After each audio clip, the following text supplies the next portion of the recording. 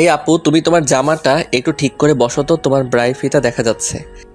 একদম চর মেরে সব কয়টা দাঁত ফেলে দিব বলে দিলাম। ফাজিল ছেলে একটা হয়েছিস, তাই না? আরে তুমি আমাকে মারছো কেন? আমি তো ভালো কথাই বললাম। দেখতে পাচ্ছ না এখানে পরিবারের সবাই বসে আছে? হ্যাঁ, আমি সেই জন্যই তো তোকে মারলাম। তুই আমাকে এইখানে এই কথাটা বললি কেন?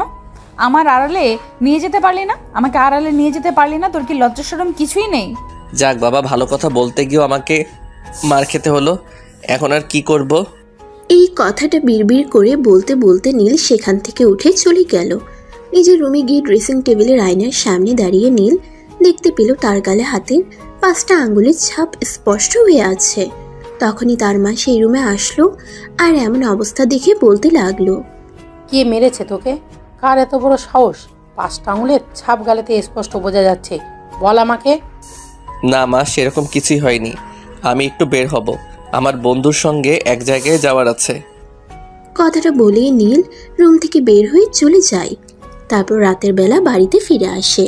সেদিন বাড়িতে আসতেই নীলা তার রুমে আসে আর তাকে বলে, সরি রে, তুই আমাকে ক্ষমা করে দিস। আসলে আমি তোকে এইভাবে মারতে চাইনি। তুই তো জানিস আমার বয়ফ্রেন্ডের সঙ্গে আমার ব্রেকআপ হয়ে গেছে, তাই মেজাজটা একটুও ভালো নেই। আই ডোন্ট মাইন্ড, তুমি এখন আসতে পারো। কেন রে? আমি এখানে থাকলে কোনো সমস্যা আছে নাকি? নাকি এখনই তোর গার্লফ্রেন্ড ফোন করবে? আমি সামনে থাকলে তার সঙ্গে কথা বলতে পারবি না। দেখো আপু, তুমি একদমই ফাইজলামো মার্কা কথাবার্তা বলবে না, কারণ তুমি খুব ভালো করেই জানো যে আমার কোনো গার্লফ্রেন্ড নেই আর প্রেম টেম করি না। কলেজে গিয়ে তো মেয়েদের সঙ্গে ফষ্টি নষ্টি খুব ভালোই করতে পারিস, আবার বলিস প্রেম করিস না? এটাও বিশ্বাস করতে হবে? দেখো আমি তোমার মতো নই, আজ এর সঙ্গে কাল ওর সঙ্গে প্রেম করে বেড়াবো। দেখো, এত প্রেম করা ভালো নয়। এটা ঠিক আছে যে আমার অনেক মেয়ে বন্ধু আছে, কিন্তু তাই বলে আমি প্রেম টেম কখনোই করিনি। কথাটা বলে শেষ করার আগেই নীল তার গালে ঠাস ঠাস করে আরো 2টা চড় অনুভব করে। কি ব্যাপার, তুমি আবার আমাকে মারলে কেন? সকালবেলা আমাকে মেরে তোমার আপত্তি মিটেনি? আচ্ছা শোন, জীবনটা তো উপভোগ করার জন্য, তাই না? তাহলে প্রেম করব না কেন? প্রেম তো হলো জীবনের একমাত্র উপযোগ্য বিষয়। আমি তোমাকে এসব কথা জিজ্ঞাসা করিনি। আমি বলেছি তুমি আমাকে মেরেছো কেন। অ্যাডভাইস নেওয়া আমি পছন্দ করি না, তুই আমাকে অ্যাডভাইস দিলি তাই মারলাম। আমি কি তোকে প্রেম করার জন্য না করেছি?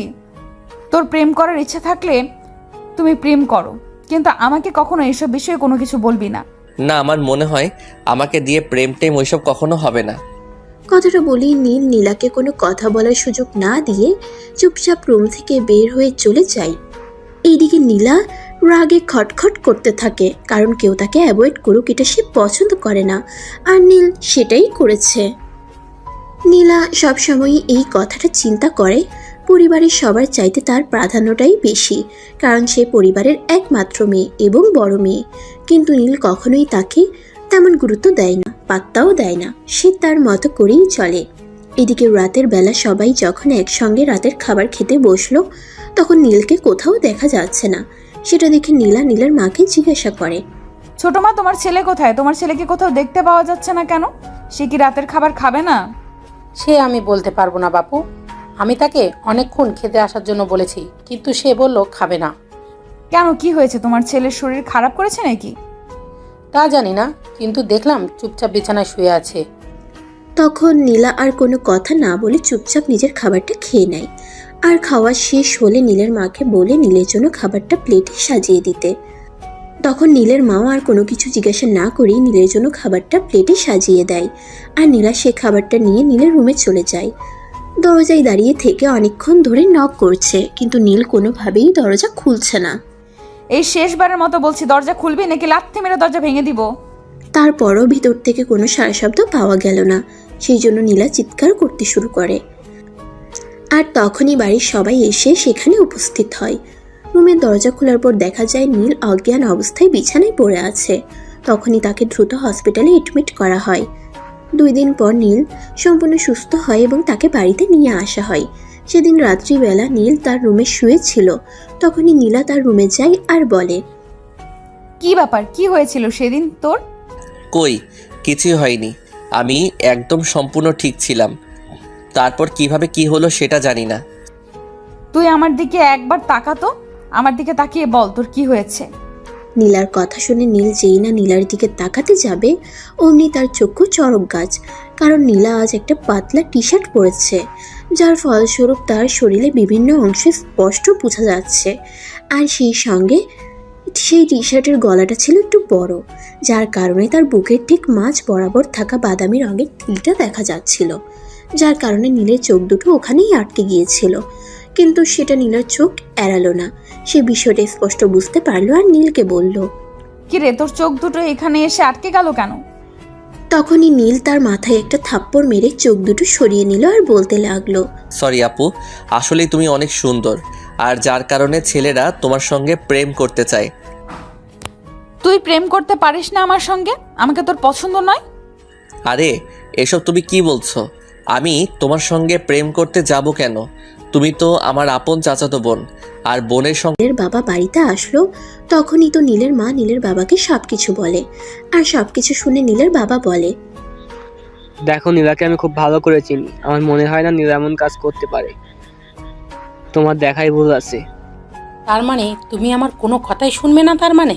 আচ্ছা ঠিক আছে, তবে তোমাকে আমি একটা কথা বলে দিচ্ছি, আমার ছেলে যদি কোনো কিছু হয় তাহলে কিন্তু আমি তোমাকে ছাড়বো না।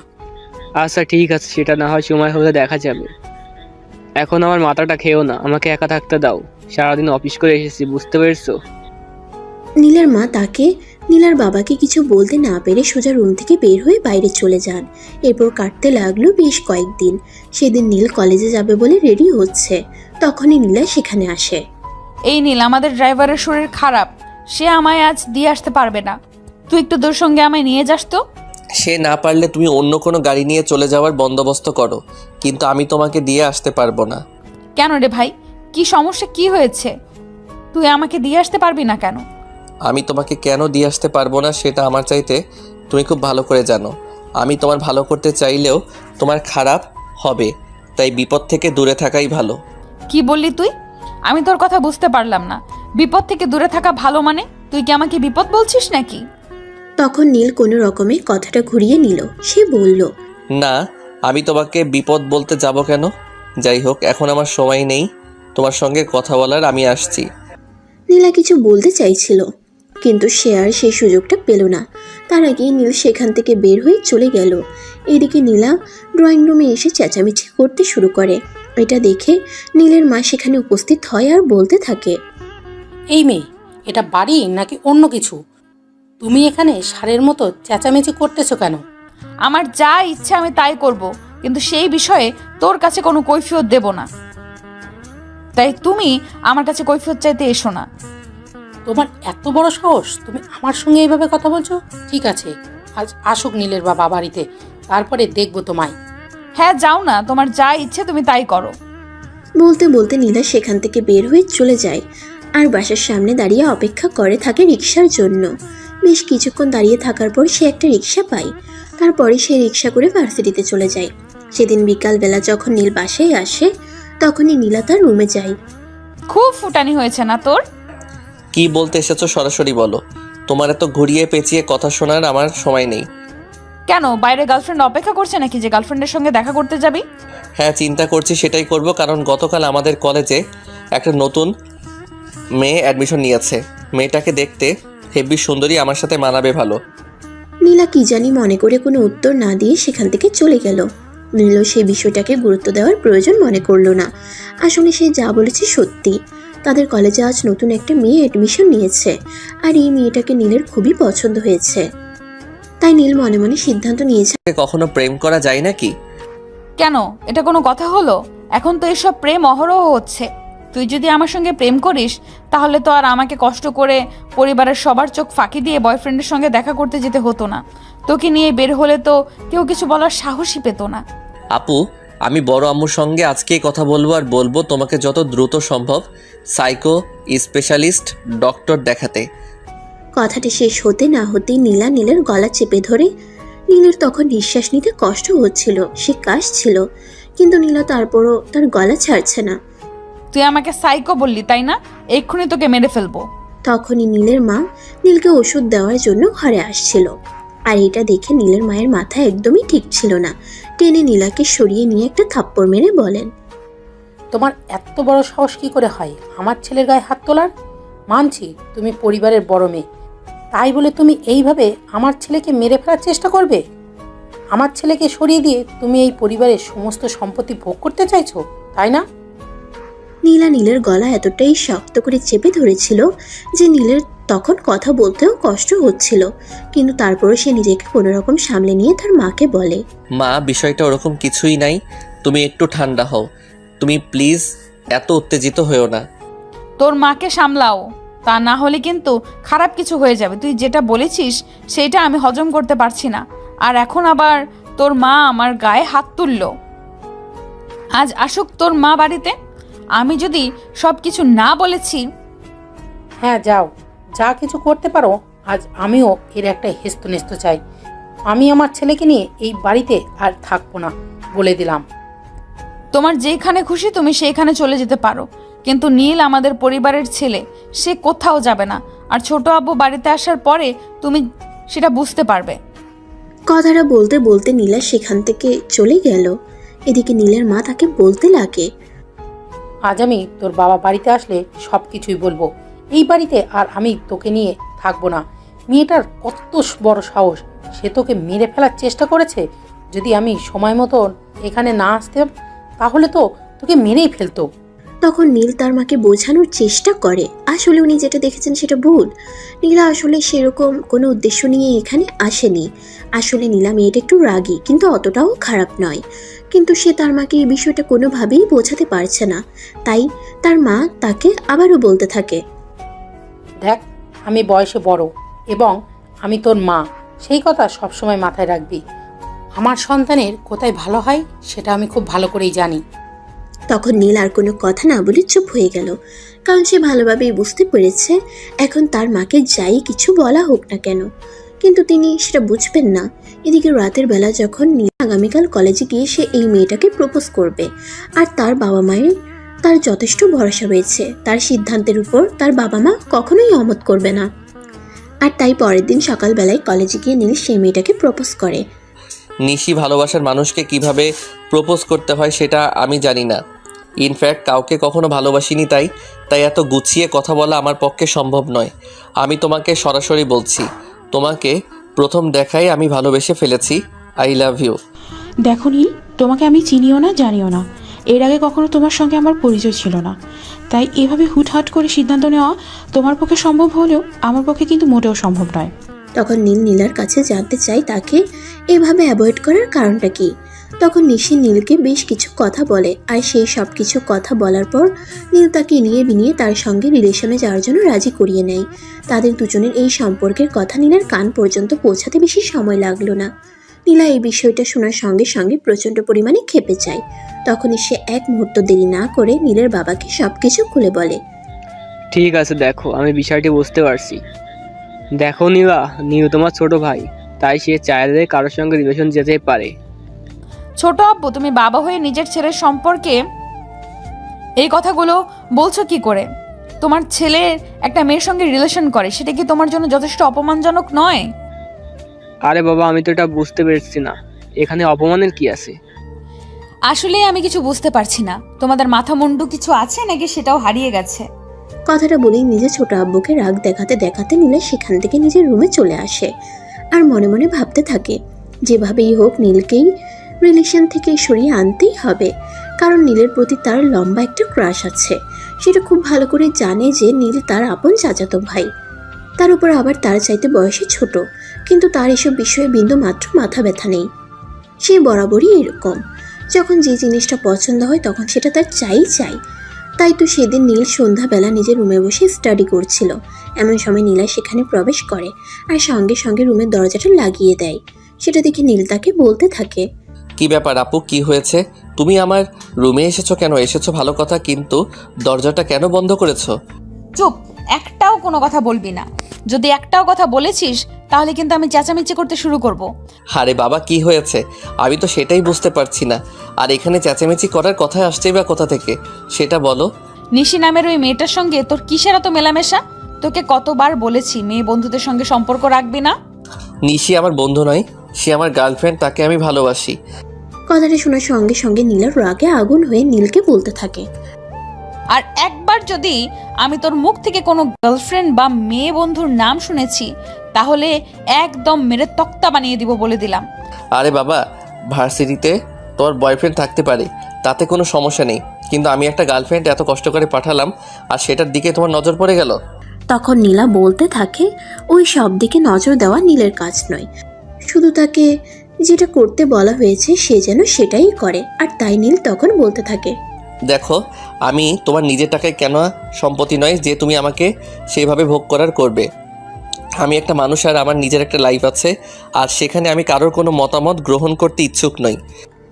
কথাটা শুনে নীলা প্রচণ্ড পরিমাণে ক্ষেপে যায় আর নীলকে ঠাস করে একটা চর বসিয়ে বলতে থাকে, একদম পাকা পাকা কথা বলার চেষ্টা করবি না। তুই খুব ভালো করে জানিস এভাবে পাকা পাকা কথা বলা আমার একদমই পছন্দ নয়। আমি তোকে যেটা করতে বলেছি তুই সেটাই করবি। বললাম তো, আমার নিজের একটা লাইফ আছে, সেখানে আমি অন্য কারোর কোনো কথা শুনতে রাজি নই। কথাটা বলার সঙ্গে সঙ্গেই নীলা নীলকে ধাক্কা দিয়ে বিছানার উপরে ফেলে দেয় আর সঙ্গে সঙ্গে তার বুকের উপরে উঠে বসে। তখন নীল চেঁচাতে শুরু করে, আরে এটা তুমি কি করছো? তুমি আমার বুকের উপর উঠে বসে আছো কেন? আমার তো নিঃশ্বাস নিতে কষ্ট হচ্ছে, মনে হয় আমি এক্ষুনি দম বন্ধ হয়ে মারা যাব। তুই এত সহজে মরবি না, তোর মরণ আমার হাতে। তাই আমি যেটা বলেছি তুই সেটাই করো, নয়তো তোর মরণ খুব কাছাকাছি চলে এসেছে। নীল নীলাকে নিজের বুকের উপর থেকে নামানোর জন্য অনেক চেষ্টা করছে, কিন্তু কোনোভাবেই পেরে উঠছে না। নীলা যেন তার বুকের উপর আরো শক্ত করে চেপে বসার চেষ্টা করছে। তাই নীল কোনো রকমে নিজেকে বাঁচানোর চেষ্টা করতে থাকে। শোন, এইভাবে মুচড়ামুচড়ি করে কোনো লাভ হবে না। আমি তোকে যেটা বলেছি তোকে সেটাই করতে হবে। নিশির সঙ্গে তোর কোনো সম্পর্ক রাখা চলবে না।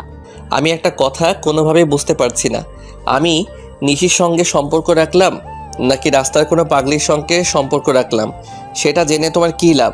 আর সেই সম্পর্কটা ভাঙানি দিয়ে তোমার কী লাভ? আমার লাভ লসের হিসাব করার কথা আমি তোকে বলিনি।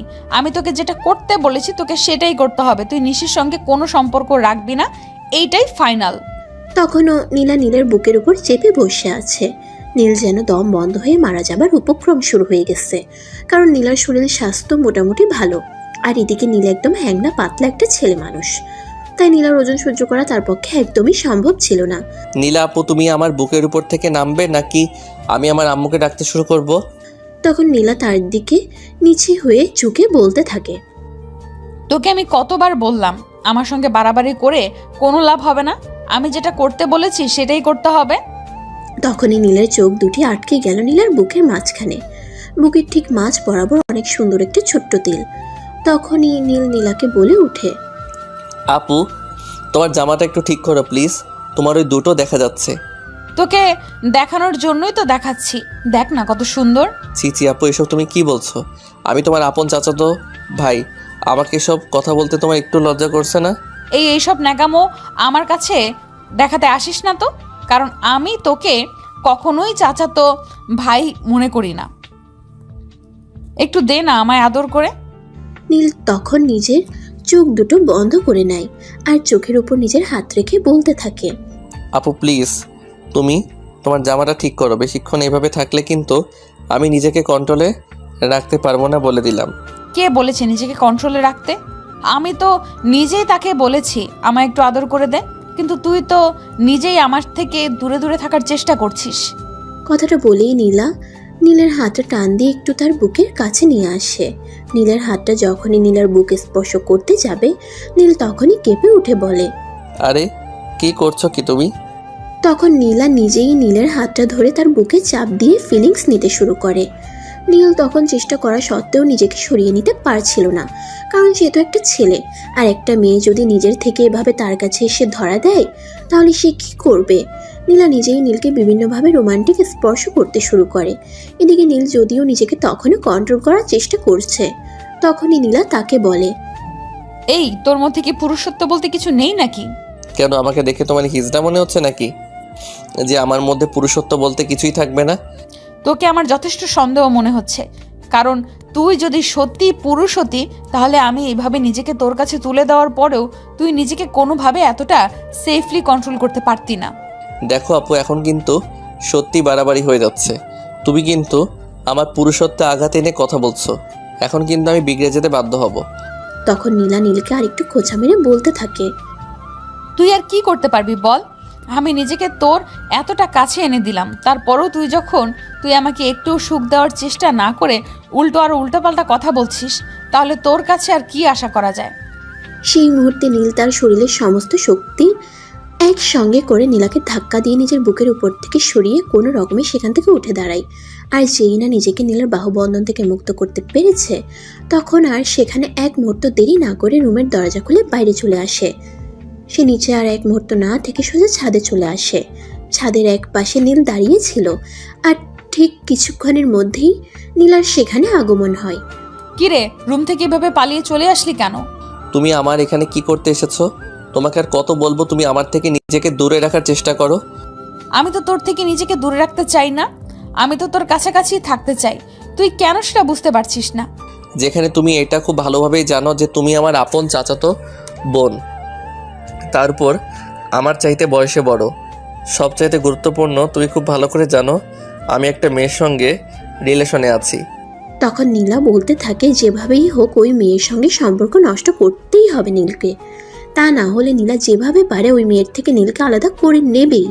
আর সেই কথা শুনে নীল বলে, তুমি কেন এরকম করছো আমি সেটাই বুঝতে পারছি না। আমি একটা মেয়ের সঙ্গে সম্পর্কে আছি, আর এটাতে তোমার কি এত সমস্যা? বললাম না আমি তোকে আমার করে পেতে চাই, সেখানে আর কারোর উপস্থিতি থাকুক সেটা আমি চাই না। বললাম না আমি তোকে আমার করে পেতে চাই, সেখানে অন্য কারোর উপস্থিতি থাকুক সেটা আমি কখনোই চাই না। আমার মনে হয় তোমার মাথাটা এবার সত্যি সত্যিই গেছে। তুমি কি বলছো সেটা হয়তো তুমি নিজেই জানো না। আমি তোমার আপন চাচাতো ভাই হই সেটা তুমি একদমই ভুলে গেছো। কথাটা বলতে দেরি হলো, কিন্তু নীলের গালে ঠাস করে দুটা বসিয়ে দিতে দেরি হলো না। নীল তো বেচারি একদম কেঁদে দেওয়ার মতো অবস্থা। সে কি করবে কিছুই ভেবে পাচ্ছে না। কথা বলতে গেলেই মার খাচ্ছে, এটা কি জাস্ট পসিবল? তখন নীল নীলাকে কাঁদো কাঁদো কণ্ঠে বলতে লাগে, তুমি কথায় কথায় এভাবে আমাকে মারছো কেন? আমি তো সেটাই বুঝতে পারছি না। আমি কি এমন অপরাধ করলাম যার কারণে তুমি কথাটা বলার আগেই আমায় মারছো? তুই আমার সহজ কথাটা বুঝতে পারছিস না। তোকে তো বলেছি ওই নিশি নামের মেয়েটার সঙ্গে তোর সম্পর্ক রাখা চলবে না। She is my love and on of the part of my life, তাই তোমাকে বুঝতে হবে বিষয়টা। ওই মেয়ের মধ্যে কি এমন আছে যেটা আমার মধ্যে নেই? তখন নীল বলতে থাকে, চাচাতো বোন আর প্রেমিকা এই দুটো শব্দের মধ্যে আকাশ পাতাল তফাৎ রয়েছে। বোন শুধু বোনই হয়ে থাকে, আর প্রেমিকা হয় ভালোবাসার মানুষ এবং ভবিষ্যৎ স্ত্রী। কিন্তু নীলা তো সে এক কথার মানুষ, সে তো অন্য কারো কথা শুনবেই না, সে তার মতোই বলে। তুই যদি এই মেয়েটার সঙ্গে নিজের থেকে সম্পর্ক নষ্ট না করিস, তাহলে এর জন্য কি করতে হবে সেটা আমি খুব ভালো করেই জানা আছে। তাই তোকে বেশিক্ষণ ওয়েট করতে হবে না, আমি অল্প সময়ের মধ্যে এই বিষয়টা সমাধান করে দিব। কথাটা বলে নীলা আর সেখানে এক মুহূর্তও দাঁড়ালো না। এরপর কেটে গেল 3 দিন। ইতিমধ্যে নীলা নিশির পরিবার এবং যা কিছু তথ্য জানার প্রয়োজন ছিল সবকিছুই জেনে গেছে। আজ সে নীলকে বাসা থেকে বেরোনোর সময় বলে, আজকের পর আর নিশি বলতে কোনো শব্দ থাকবে না তোর জীবনে, এটা তুই কনফার্ম হয়ে নে। She is real love for my life. তুমি যাই কিছু করো না কেন তাকে আমার জীবন থেকে সরাতে পারবে না, কারণ সে আমায় অনেক বিশ্বাস করে আর ভালোবাসে। হ্যাঁ, আমিও তো সেটাই বলতে চাইছি। আমিও দেখে নিতে চাই তোদের ভালোবাসার কত জোর আছে, যেখানে আমার ভালোবাসার কোনো মূল্য নেই। অতঃপর নীলা বাসা থেকে বের হয়ে সোজা নিশির ঠিকানায় চলে যায়। নিশি তখন কলেজে যাওয়ার জন্য তৈরি হচ্ছিল। এমন সময় কলিং বেলের আওয়াজ শুনে নিশি এসে দরজাটা খুলে দেয়, আর দরজা খুলে দেখে নীলা দাঁড়িয়ে আছে। কিন্তু সে নীলাকে চিনত না, তাই বলে, কে আপনি? কাকে চান? আমি যদি খুব একটা ভুল না করে থাকি তাহলে আপনি নিশি, তাই না? হ্যাঁ, আপনি ঠিক ধরতে পেরেছেন, কিন্তু আমি তো আপনাকে চিনলাম না। ইনফ্যাক্ট আজকের আগে আপনাকে কখনো দেখেছি বলেও মনে হয় না। Please tell me yourself. আমি নীলা, অ্যান্ড নীলের একমাত্র ভালোবাসা। হ্যাঁ, তো আপনি আমার কাছে বলতে এসেছেন কেন? তোর কথা শুনে সত্যি আমি অবাক না হয়ে পারছি না। যেখানে আমি বললাম আমি তোমার বয়ফ্রেন্ড নীলের একমাত্র ভালোবাসা, তারপরেও তুমি এই কথা বলছো। কথাটা শুনেই নিশির পায়ের নিচ থেকে যেন মাটি সরে যাওয়ার মতো অবস্থা। কিন্তু তারপরেও সে নিজেকে কোনো রকমে কন্ট্রোল করে নীলাকে বলে, আপু, আপনি এসব কি বলছেন? আপনার মাথা ঠিক আছে তো? আপনাকে তো দেখে মনে হচ্ছে না আপনি আমাদের বয়সী হন। আপনাকে দেখে আমাদের চাইতে বয়সে একটু বড় বলেই মনে হচ্ছে। কেন আমি তোমাদের চাইতে বয়সে মারামারি কাউকে ভালোবাসতে পারি না নাকি? আমি তোমার চাইতে দেখতেও সুন্দর, কোনটা বলো? না মানে আপনাকে সেরকম কিছু বলিনি, কিন্তু নীল আমার ক্লাসমেট আর সে আমাকে ভালোবাসে, আমিও তাকে ভালোবাসি, আমাদের দুজনের মধ্যে একটা সম্পর্ক রয়েছে। কথাটা শোনা মাত্রই নীলা শুরু করে তার নাটক। সে নিশিকে দেখানোর জন্য যা যা এভিডেন্স এনেছিল সবগুলো নিশির সামনে পেশ করতে শুরু করে। এগুলো দেখতে দেখতে নিশির একদমই যেন পায়ের নিচ থেকে মাটি সরে চলে যাচ্ছিল। নিশি মাথা ঘুরে পড়ে যাচ্ছিল, কি করবে কিছুই বুঝতে পারছিল না। সে নিজের চোখের সামনে দেখতে পাচ্ছিল নীলার ঘনিষ্ঠ মুহূর্তের কিছু ছবি, আর সেই সঙ্গে নীলার প্রেগন্যান্সি রিপোর্ট। তখন আর কোনোভাবেই নিজেকে কন্ট্রোল করতে পারছে না। একটা মানুষ কিভাবে এরকম হতে পারে, ওটা সে ভাবতেই পারছিল না। আপু আপনি এইসব আমাকে কি দেখালেন? আমি তো নিজের চোখকেই বিশ্বাস করতে পারছি না। এবার তুমি বুঝতে পারলে তো তুমি কেমন একটা কিটের সঙ্গে ভালোবাসার সম্পর্ক করতে চাচ্ছিলে?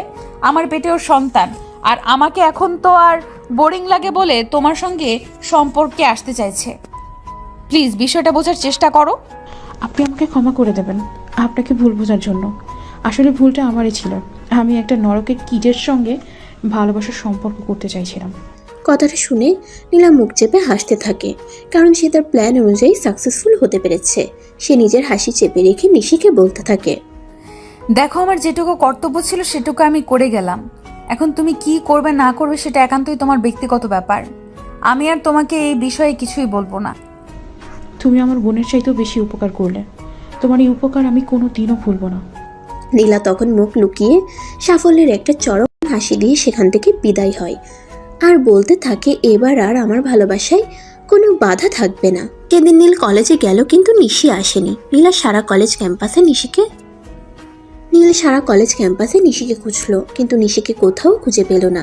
নিশির ফোন নাম্বারে অনেক কল করলো, কিন্তু নিশি তার ফোনটাও পর্যন্ত রিসিভ করলো না।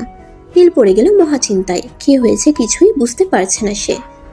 দেখতে দেখতে কলেজ টাইম শেষ হয়ে গেল, আর নীল বাসায় চলে আসে। বাসায় এসে রুমে বসে বসে কান্না করছে।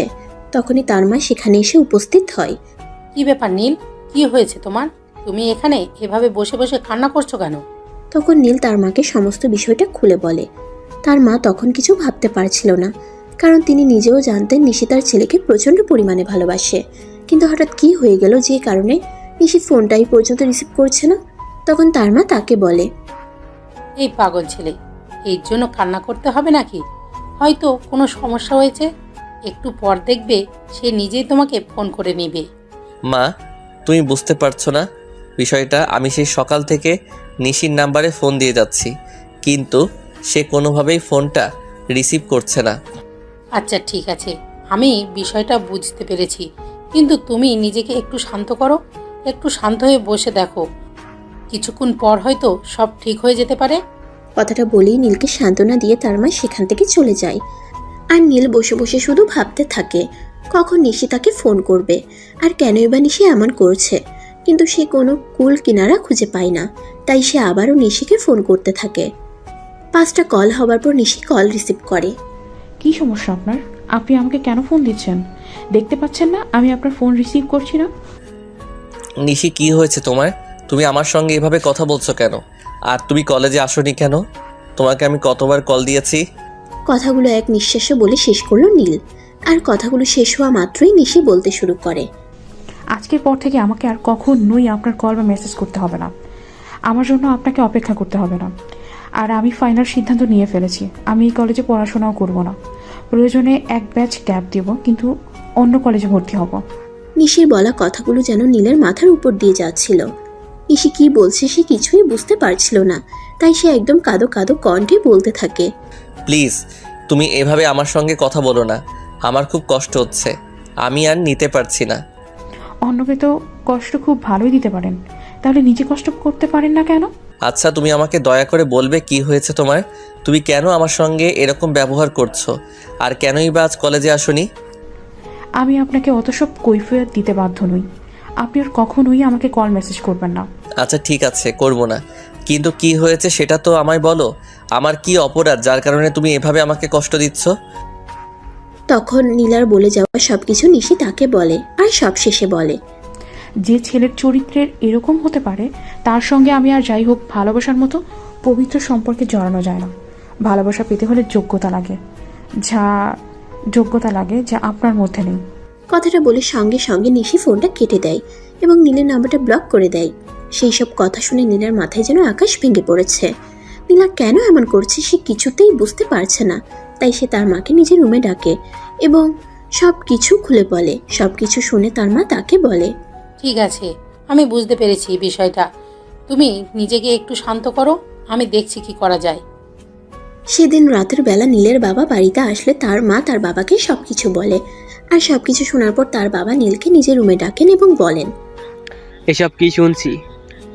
তুমি যা শুনেছ সব কিছু একদম সত্যি। নিশিকে আমি সত্যি ভালোবাসতাম আর তার সঙ্গে আমার ভালো একটা সম্পর্ক ছিল, কিন্তু নীলা আপু কেন এমন করছে আমি তো সেটাই বুঝতে পারছি না। আমার ভালোবাসায় তার ক্ষতি কি? তখন নীলের বাবা নীলকে বলে, তুমি নিজেকে একটু শান্ত করো। এই বিষয়টা আর ব্যক্তিগত নেই, পারিবারিক হয়ে গেছে। তাই পরিবারের সবার সঙ্গে আলোচনা করে সিদ্ধান্ত নিতে হবে। অতঃপর নীল নিজের রুমে চলে যায় আর তার বাবা পরিবারের সবার সাথে বিষয়টা শেয়ার করে। আর সবাই বিষয়টা শোনার পর নীলাকে ডেকে নেয় সবার সামনে। কি ব্যাপার, কারোর কোনো সমস্যা হয়েছে নাকি? সবাই এখানে কেন? প্রশ্নটা তো আমাদের করার কথা, কারণ তোমার জন্য সবাইকে এভাবে একত্রিত হতে হবে। এটা তো আমাদের কল্পনাও তো ছিল না। কি বলবে তাড়াতাড়ি বলে ফেলো তো, আমার হাতে এতই সময় নেই। নীলা, তোমার কি মনে হচ্ছে না তুমি একটু বেশি বেয়াদব হয়ে যাচ্ছ? গুরুজনদের সাথে এভাবে বেয়াদবি করে কথা বলতে হয় না।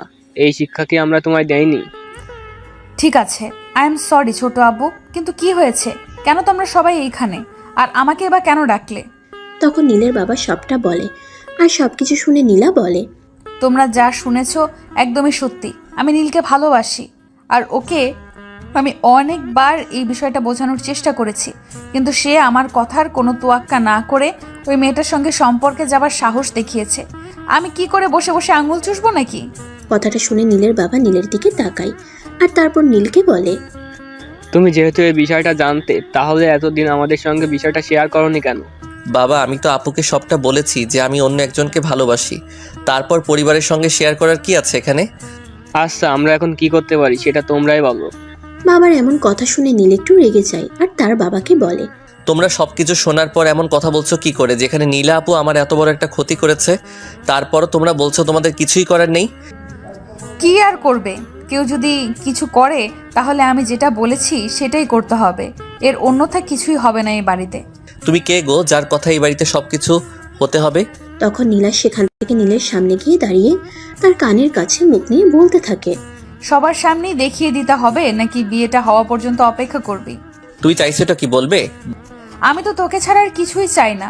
সেই কথাটা তোকে অনেকবার বলা আর বোঝানোর চেষ্টা করেছি, কিন্তু তুই যদি সব কিছু বুঝো না বুঝিস তাহলে আমি কি করব?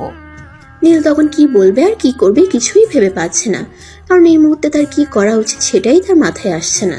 দেখো নীলা আপু, তুমি যেটা করেছো সেটাই কিন্তু ক্ষমার অযোগ্য অপরাধ, কারণ তুমি নিশিকে সব উল্টাপাল্টা বুঝিয়ে এসেছো।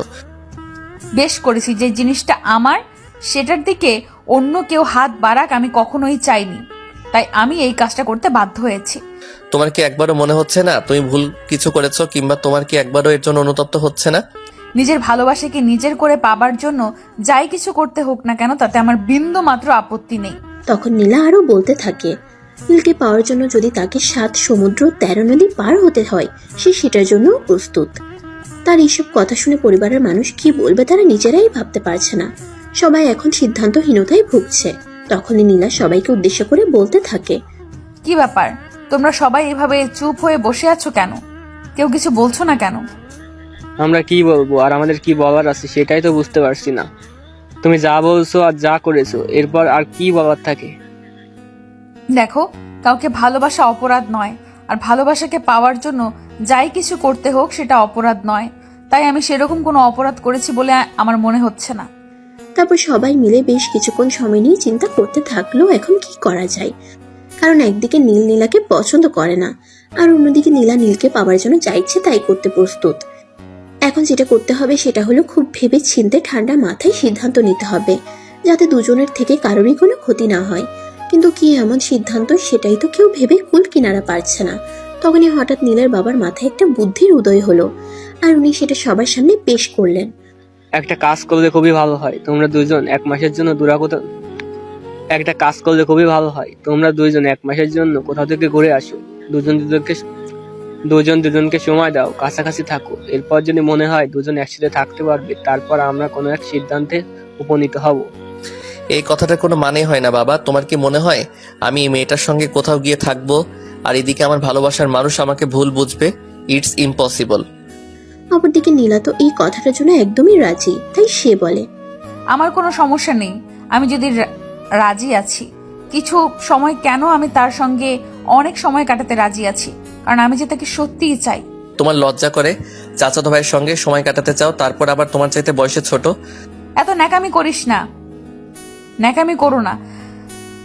আমার একদমই ভালো লাগে না, কারণ তুই খুব ভালো করে জানিস তুই আমার চাচাতো ভাই, মায়ের পেটের ভাই নোস। তোর ভালোবাসার ক্ষেত্রে বয়স কোনো বিষয় নয়, সেটা আমি খুব ভালো করেই জানি। তাই আমাকে এইসব বিষয়ে কোনো জ্ঞান দিতে আসিস না। অতঃপর নীলা পরিবারের সবাইকে উদ্দেশ্য করে বলতে থাকে নীলার সঙ্গে যাওয়ার জন্য তার কোনো আপত্তি নেই। সেটা পরিবারের সবাই যেখানে যেতে বলুক না কেন সে সেখানেই যাবে, কিন্তু নীল তো এই বিষয়টা মেনে নিতে চায় না। সেখানে ঘুরতে যাওয়া তো অনেক দূরের কথা, আর সময় দেওয়া সেটা প্রশ্নই ওঠে না।